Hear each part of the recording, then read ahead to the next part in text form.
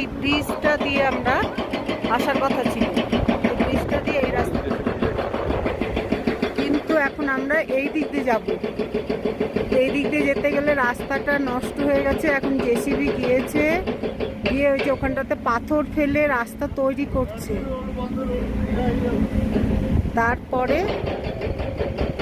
তারপরে সেখান থেকে আমরা ক্রস করব। এখন এটা কতটা সময় সাপেক্ষ ব্যাপার বোঝা মুশকিল। আর পাশ দিয়ে যে নদী বয়ে চলেছে,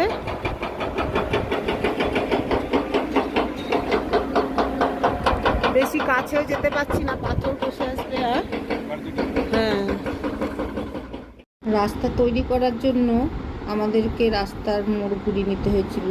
সেই নদীর ওপর দিয়ে পাথর ফেলে তারপরে রাস্তা করেছিল।